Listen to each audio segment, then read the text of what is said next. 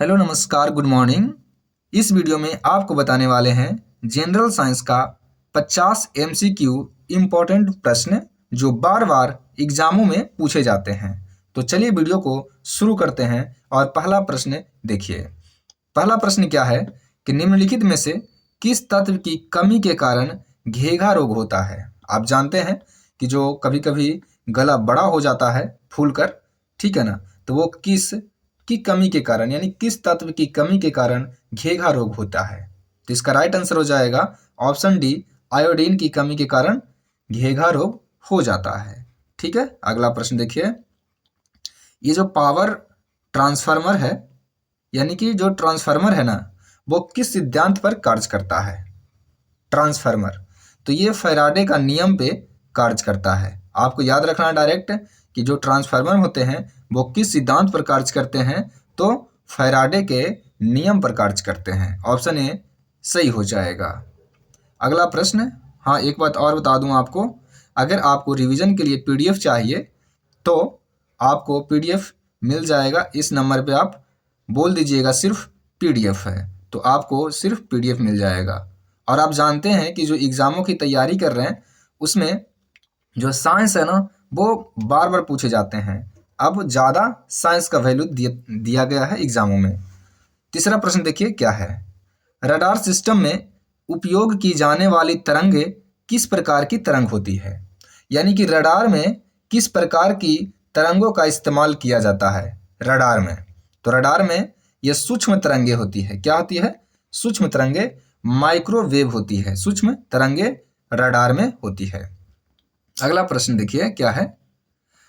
4 number देखिए। एक उड़ते हुए चक्के की गति एक जो उड़ते हुए चक्के होती है उसकी जो प्रति सेकंड घूर्णन किससे मापी जाती है। आप जानते हैं कि जो हवाई जहाज उड़ते हैं तो उसकी जो चक्के जो होती है घूमते रहती है, तो उसकी जो गति किससे मापा जाता है। तो किससे मापते हैं? इसका राइट आंसर हो जाएगा स्ट्रेबो स्कोप से मापा जाता है। किससे? स्ट्रेबो स्कोप से। अगर आपसे पूछ दे कि जो जहाज है यह हिमालय जहाज है और नीचे से आप उसकी ऊंचाई मापना चाहते हैं तो किससे मापते हैं? तो इसकी ऊंचाई किससे मापते हैं? अल्टीमीटर से मापते हैं। बैरोमीटर से क्या मापते हैं? वायुमंडलीय दाब मापा जाता है बैरोमीटर से। एनीमोमीटर से क्या मापते हैं बताइए, और हाइग्रोमीटर से क्या मापते हैं ये आप कमेंट में बताइएगा। ठीक है। 5 नंबर, निम्न में कौन प्लाज्मोडियम परजीवी का वाहक है। यानी कि प्लाज्मोडियम को कौन लेकर जाता है। जो मलेरिया होता है ना तो वो किससे होता है ये आपको पूछा गया है, बताइए। 5 का राइट आंसर हो जाएगा मच्छर। आप जानते हैं कि प्लाज्मोडियम लेके जाने का काम है मादा एनाफिलिस मच्छर को। मलेरिया किससे होता है? मच्छर से। कौन से मच्छर?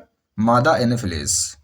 अगला प्रश्न, लोहे पर जब जंग लग जाएगा तो कौन सा अभिक्रिया कहलाएगा। यानी लोहे पर जंग लगना किस प्रकार की अभिक्रिया है।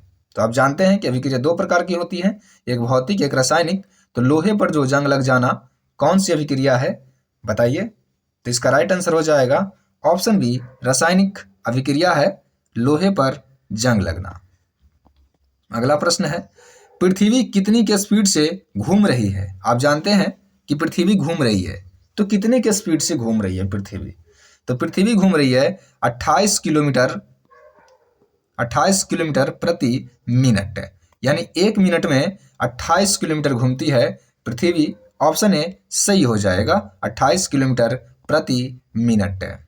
अगला प्रश्न, निम्न में से किस वैज्ञानिक ने विकासवाद के सिद्धांत का प्रतिपादन किया है। यानी विकासवाद को किसने दिया है। विकासवाद का प्रतिपादन किया था डार्विन ने। ऑप्शन ए सही हो जाएगा डार्विन। विकासवाद डार्विन। अगला प्रश्न, जो चींटी के डंक होते हैं ना, चींटी का डंक हो या मधुमक्खी का डंक हो या बिच्छू का डंक हो, अगर किसी को बिच्छू काट ले तो लहरता है ना, बहुत लहरता है, ठीक है ना।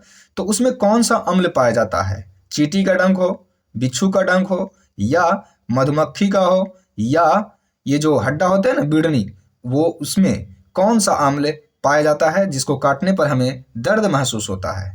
तो आप जानते हैं मेथेनोइक अम्ल होते हैं उसमें क्या होते हैं, मेथेनोइक अम्ल।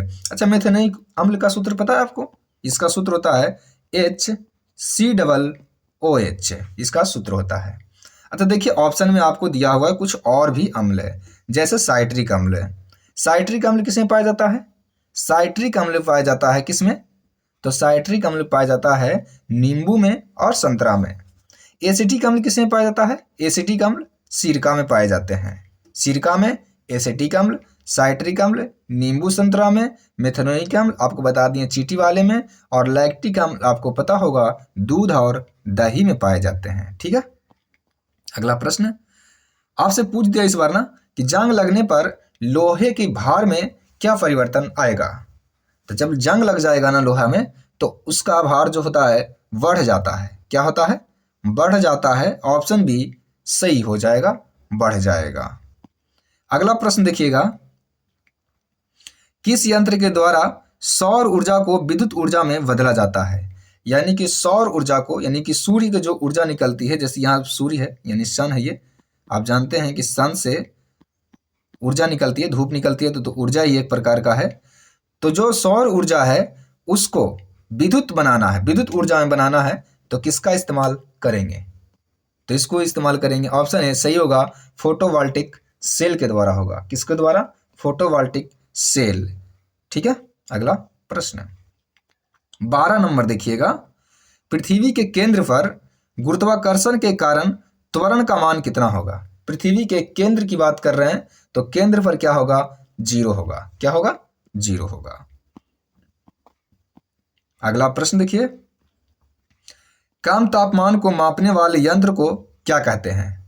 नहीं समझे? समझिए, यानी कि जो तापमान होते हैं, टेम्परेचर, यानी कम गर्मी को मापने के लिए किसका इस्तेमाल करते हैं? कम गर्मी को मापने के लिए किसका इस्तेमाल करते हैं? तो इसका राइट आंसर हो जाएगा क्रायोमीटर। कम गर्मी को मापने के लिए क्रायोमीटर का इस्तेमाल करते हैं।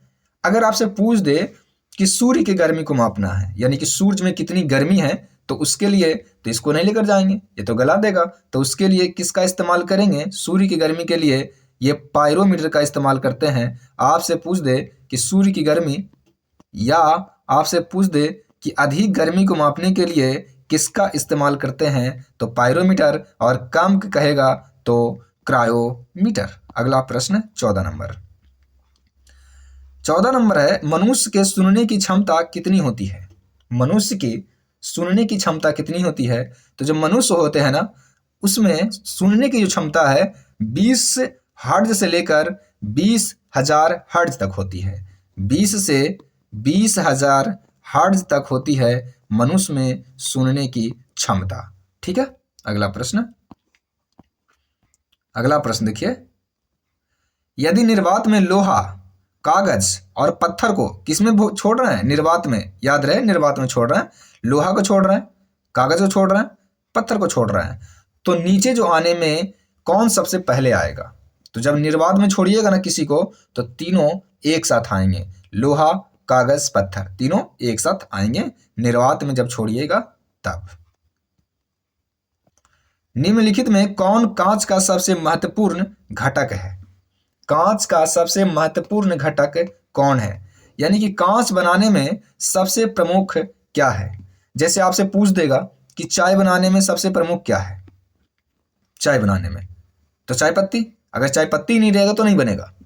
मान ले जाए कि आपके पास पानी है, दूध है, चीनी है, सब कुछ है, चाय पत्ती नहीं है तो चाय नहीं बनेगा।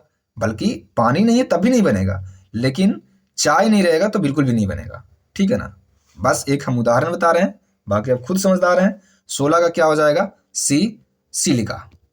सिलिका कांच का सबसे महत्वपूर्ण घटक है। अगला प्रश्न, पदार्थ का परमाणु सिद्धांत किसने दिया? इंपॉर्टेंट प्रश्न है।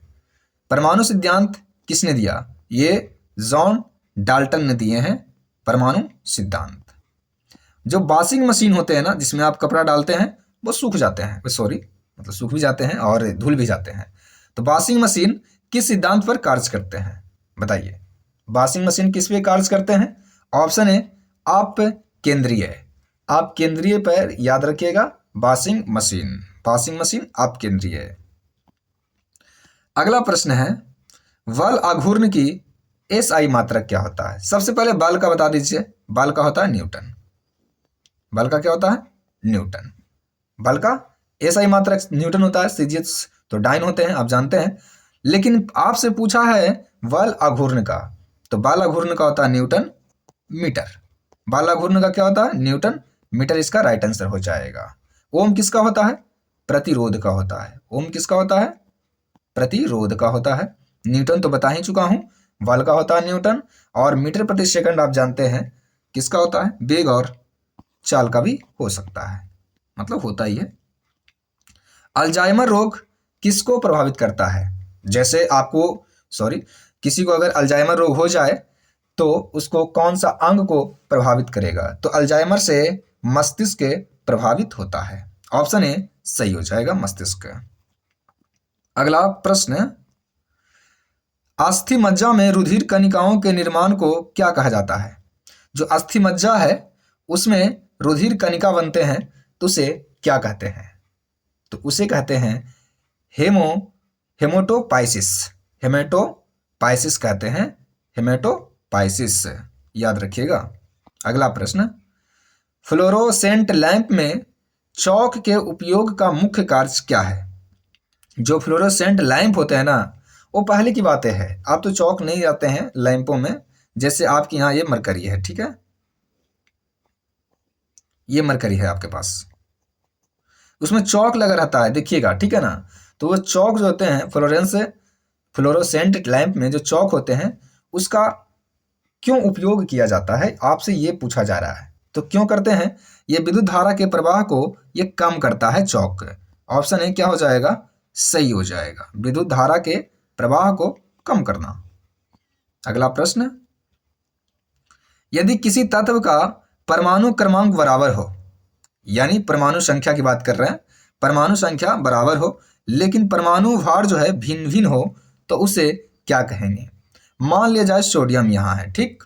आप सोडियम का जानते हैं कि परमाणु क्रमांक कितने होते हैं? 11। परमाणु भार कितने होते हैं? 23, ठीक है, 23 होते हैं।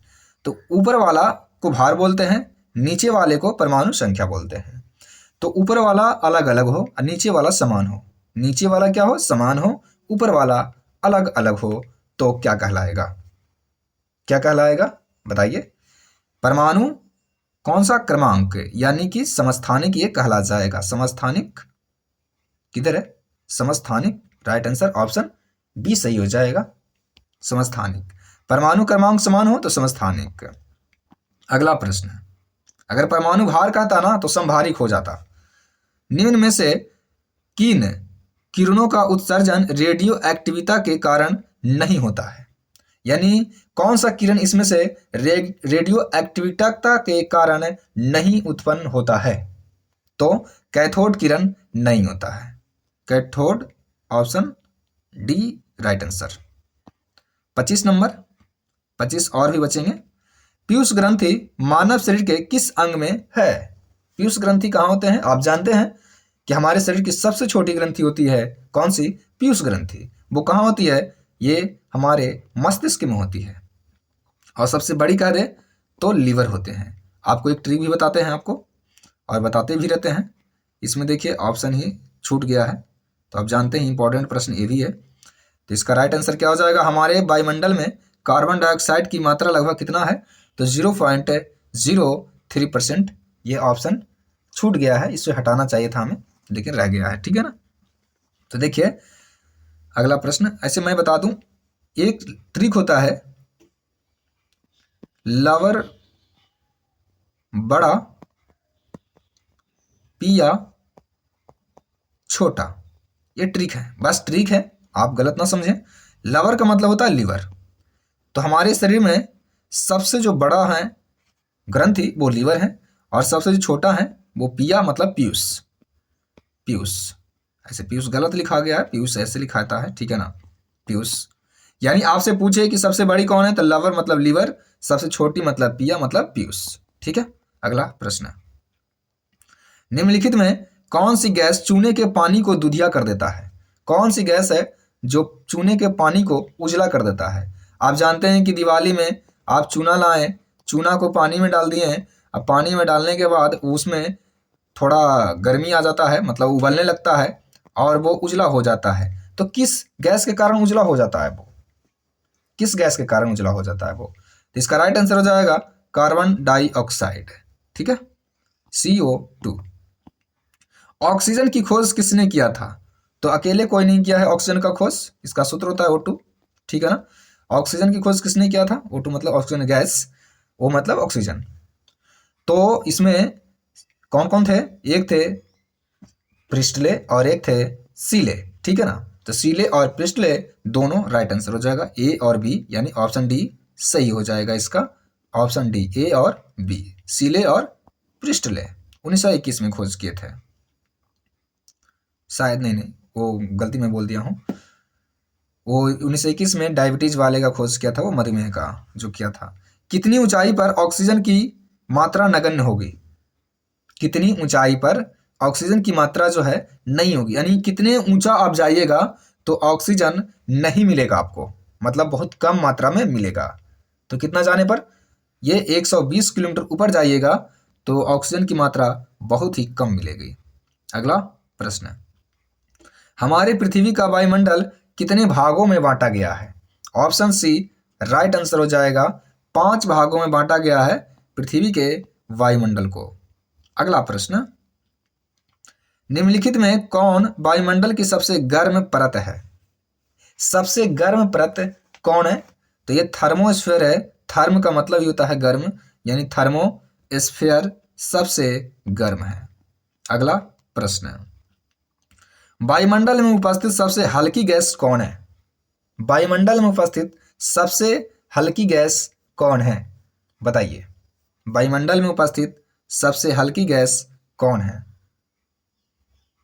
तो सबसे हल्की गैस इसमें हाइड्रोजन है। सबसे हल्की गैस कौन है? हाइड्रोजन। इसमें ऑक्सीजन दिया गया है लेकिन हाइड्रोजन सही है। अगला प्रश्न, निम्नलिखित में कौन दुनिया की सबसे जहरीली गैस है? दुनिया की सबसे जहरीली गैस कौन है? तो इसका राइट आंसर हो जाएगा ऑप्शन बी, जाई लाल ब्रोमाइड है। ये जो जाई लाल ब्रोमाइड है ये दुनिया की सबसे जहरीली गैस है। अगला प्रश्न, पृथ्वी की पापड़ी पर सबसे प्रचुर मात्रा में कौन सी गैस मौजूद नहीं होती है? मतलब पृथ्वी पर कौन सी गैस मौजूद नहीं होती है? तो इसका राइट आंसर हो जाएगा आर्गन। ये प्रचुर मात्रा में उपलब्ध नहीं होती है, मतलब ढेर सारे नहीं मिलते हैं, बहुत सारे। पृथ्वी की सतह पर सर्वाधिक मात्रा में कौन सा तत्व पाया जाता है? सबसे ज्यादा कौन सा पाया जाता है? ऑक्सीजन। सबसे ज्यादा कौन पाया जाता है? ऑक्सीजन। बी राइट आंसर हो जाएगा। हमारी पृथ्वी में सबसे अधिक मात्रा में कौन सी धातु पाई जाती है? देखिए, इस बार धातु पूछ दिया गया है। उस बार गैस पूछा था, उस बार तत्व पूछा था, इस बार धातु पूछ दिया गया है। तो धातु बोलेगा एल्युमिनियम, राइट आंसर हो जाएगा एल्युमिनियम। अगला प्रश्न, कुछ प्रश्न और हैं। निम्नलिखित में कौन एक जैविक अम्ल है? जैविक अम्ल कौन है? तो जैविक अम्ल है ऑक्जेलिक अम्ल। ऑक्जेलिक अम्ल क्या है? जैविक अम्ल। अगर आप चैनल पे नए आए हैं तो चैनल को सब्सक्राइब कर लीजिएगा। अगर आप लाइक नहीं किए तो लाइक भी जरूर कर दीजिएगा, ठीक है? आपको पैसे तो लगेगा नहीं। अगला प्रश्न, हमारे मुंह के पार्श्व भाग में स्थित टॉक्सिल का मुख्य कार्य क्या है? टॉन्सिल का मुख्य कार्य क्या है? टॉन्सिल का, हमारे जो मुख हैं उसके बगल में होते हैं, आप जानते हैं, ठीक है ना? उसका कार्य क्या है? तो ये रोगाणुओं को विनाश करता है। अगर आप खाना खाते हैं उसमें कुछ बैक्टीरिया भी खा जाते हैं तो उसे ये वहीं पे मार देता है, ठीक है? अगला प्रश्न, अगला प्रश्न क्या है? 2 या 2 से अधिक धातुओं को मिश्रण को क्या कहते हैं? 2 या 2 से अधिक धातु को मिलाएंगे तो क्या कहेंगे? तो इसका राइट आंसर हो जाएगा मिश्र धातु कहेंगे। क्या कहेंगे? मिश्र धातु। अगला प्रश्न है, निम्नलिखित में कौन सा पदार्थ क्लोरीन के साथ अभिक्रिया करके ब्लीचिंग पाउडर का उत्पादन करता है? ब्लीचिंग पाउडर का उत्पादन कौन करता है? बताइए। तो बिना बुझा हुआ चूना मिलता है, उसके बाद में ब्लीचिंग पाउडर का निर्माण करता है। अगला प्रश्न, निम्नलिखित में, देखिए, निम्नलिखित में से किसकी आयु पता लगाने के लिए रेडियो कार्बन डेटिंग का इस्तेमाल किया जाता है? रेडियो कार्बन डेंटिंग का इस्तेमाल किसका, ये जीवाश्म की पता लगाने के लिए किया जाता है, रेडियो कार्बन डेंटिंग यानी C14 का इस्तेमाल किया जाता है, कार्बन 14। यदि लाल रंग और हरा रंग को आपस में मिला देंगे तो कैसा रंग हो जाएगा? लाल को मिलाएंगे हरा के साथ तो कैसा हो जाएगा? लाल रंग को और हरा में मिला देंगे तो कैसा होगा बताइए? तो ये पीला बन जाएगा। कभी मिलाकर देखिएगा लाल और हरे को। अगला प्रश्न, पशुओं में किसके कारण खुरपका और मुंह पका रोग होता है? खुरपका और मुंह पका रोग किसके कारण होता है? ये वायरस के कारण यानी विषाणु के कारण होते हैं। अगला प्रश्न, ट्यूबलाइट में मुख्यतः कौन सी गैस भरी होती है? आप जानते हैं कि ट्यूबलाइट होते हैं, उजले वाले जो लाइट बढ़ते हैं आपके यहाँ जलते हैं, वो कौन से गैस उसमें भरी होती है? तो उसमें कौन सी गैस भरी होती है? पारे का वाष्प और आर्गन भरे होते हैं। Option B right answer. ठोस की शुद्धता का निर्धारण किसके द्वारा किया जाता है? ठोस की शुद्धता का निर्धारण किसके द्वारा किया जाता है? तो इसका राइट आंसर हो जाएगा ऑप्शन सी, गलनांक बिंदु के द्वारा। किसके द्वारा? गलनांक बिंदु के द्वारा। 5 प्रश्न और हैं, ठीक है ना। ये पार्ट 1 का 50 प्रश्न था और पार्ट 2 आएगा इसके बाद, ठीक है। भौतिक संतुलन किस सिद्धांत पर कार्य करते हैं? भौतिक संतुलन किस सिद्धांत पर कार्य करते हैं? तो समानांतर वाल के सिद्धांत पर कार्य करते हैं। ऑप्शन डी राइट आंसर हो जाएगा। अगला प्रश्न, निम्नलिखित में से किस धातु को चाकू से आसानी से काटा जा सकता है? तो किसे काटा जा सकता है बताइए? देखिए इसमें से ऑप्शन 2 हैं। ये सोडियम को भी आसानी से काटा जा सकता है और पोटेशियम को भी काटा जा सकता है। तो इसमें ऑप्शन गलती दिया हुआ, ऑप्शन ए होना चाहिए और सी होना चाहिए।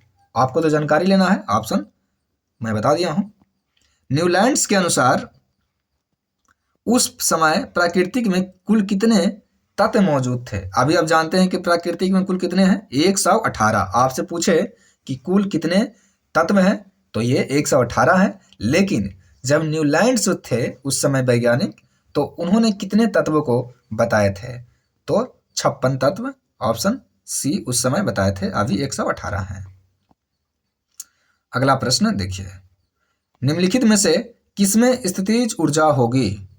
स्थितिज ऊर्जा किसमें होगी? स्थितिज ऊर्जा किसमें होगी? ऑप्शन ए बांध के पानी में। लास्ट प्रश्न बता रहे हैं, ठीक है ना। अगला प्रश्न, और आपको अगर वीडियो अच्छा लगा है या जैसा भी लगा है, खराब लगा है, जो भी लगा है, आप उसके बारे में जरूर बताएंगे, ठीक है ना। हमारा आवाज़ आपको कैसा जा रहा है, आपको वीडियो कैसा लग रहा है, आप हर एक चीज़ बताएंगे तब हम सुधार कर पाएंगे, ठीक है। तो बड़ा जी का मान किसने बताया था? तो हेनरी कैवेंडिश ने बताए थे बड़ी जी का मान। अच्छा, आपको बताना है कि बड़ी जी का जो मान है कितना होता है? तो होता है 6.67 गुना 10 के पावर -11। मात्रक भी लिख देता हूं, न्यूटन वर्ग मीटर प्रति केजी स्क्वायर, ठीक है। 6.67 गुना 10 के पावर -11 न्यूटन वर्ग मीटर प्रति केजी स्क्वायर। ये VVI है, एग्जाम में बार बार पूछे जाते हैं। जैसे ये बड़ा जी का मान हो गया, आपसे पूछ दिया जाए कि छोटा जी का मान क्या होता है, तो 9.8 मीटर प्रति सेकंड स्क्वायर, ठीक है। तो देखिए ये हमारा आज का पार्ट 1 था। पार्ट 1 हो गया, पार्ट 2 लाएंगे कल, ठीक है ना। तो आप सब चैनल को सब्सक्राइब जरूर कर लीजिएगा अगर अच्छा लगा हो तब, और वीडियो कैसा लगा ये जरूर कमेंट में बताएंगे। और 2 प्रश्न आपसे पूछे हैं, अगर आप जानते हैं तो उसका भी जवाब देंगे, नहीं तो हम तो बताएंगे ही। चलिए, वीडियो देखने के लिए आपको बहुत बहुत धन्यवाद।